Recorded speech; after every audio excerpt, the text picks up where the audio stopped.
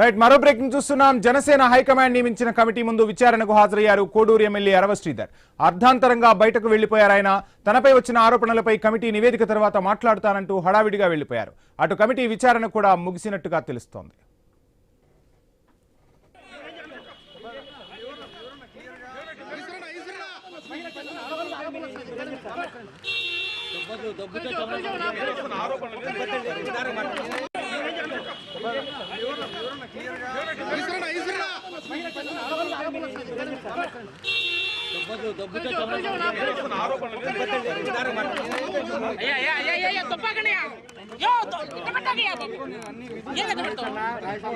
అన్ని complete submit చేశాను.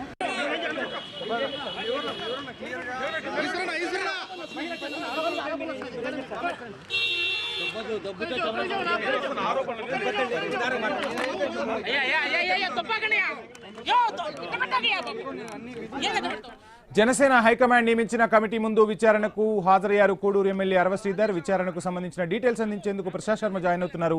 ప్రసాద్ శర్మ, విచారణకు సంబంధించి ఫుల్ డీటెయిల్స్ ఏంటి?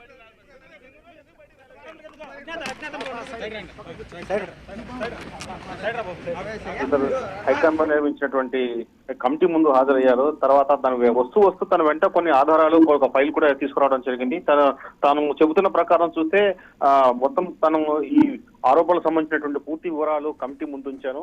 దానిపైన నిర్ణయం వెలువడిన తర్వాత మాట్లాడతా అని చెప్పి ఆయన చెప్పారు. అయితే కమిటీ విచారణ హాజరైనటువంటి అరవ శ్రీధర్ దాదాపు 2-3 గంటల పాటు విచారణలో ఉంటారని అందరూ భావించారు. అయితే హఠాత్తుగా ఉన్నటువంటి ఒక్కసారిగా ఆయన కిందికి వచ్చి అక్కడి నుంచి ఎంత వేగంగా వచ్చారో అంతే వేగంగా వెళ్ళిపోయారు. అయితే ఈ కమిటీ ఏ ప్రశ్నలు వేసింది, కమిటీ ముందు ఏ సమాధానాలు చెప్పారనేటువంటి సందిగ్ధంగా మారింది. తాను మాత్రం మొత్తం వివరాలు అన్ని అందించాను. తన ఆరోపణలకు సంబంధించిన సమాధానాలు చెప్పాను. కమిటీ నివేదిక తగిన తర్వాత మళ్ళీ నేను మీడియా ముందుకు వచ్చి మాట్లాడతానని మాత్రం చెప్పి హడావుడిగా వెళ్ళిపోయారు. దీంతో విచారణలో సజావుగా సాగిందా, లేకుంటే విచారణలో ఏమైనా అడిగిన ప్రశ్నలకు ఆయన అలిగారనేటువంటి ఒక అనుమానాలు కూడా వ్యక్తమవుతాయి. ఎందుకంటే ఆయన కిందికి వచ్చి వేగంగా వెళ్తున్న తీరు చూస్తే కొంత అనుమానాలు వ్యక్తమవుతున్నాయి. గతంలో మొదట జనసేన నేతలైతే కానీ, తర్వాత నిర్వాహకులైతే కానీ ఎమ్మెల్యే అరవ శ్రీధర్ పూర్తిగా మాట్లాడతారు. విచారణ కమిటీ తర్వాత తను ఏదేది వివరాలు అందించింది, ఏ సమాధానాలు చెప్పింది కూడా చెప్తామని చెప్పారు.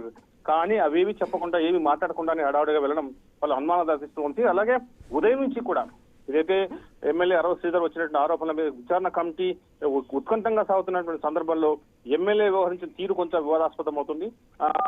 తర్వాత దీనికి సంబంధించిన జనసేన నేతలు కానీ, కమిటీ సభ్యులు కానీ ఇంకా మాట్లాడాల్సింది. కొంత జనసేన సంబంధించిన కొంతమంది వ్యక్తులు పైన ఉన్నారు, వాళ్ళు కమిటీతో మాట్లాడుతున్నారు. తర్వాత కమిటీ సభ్యులైనా సరే దీని మీద వివరణ ఇస్తారా, సమాచారం ఇస్తారా అనేది తెలియటం లేదు. Thank you Prasad Sharma. ఆరోపణ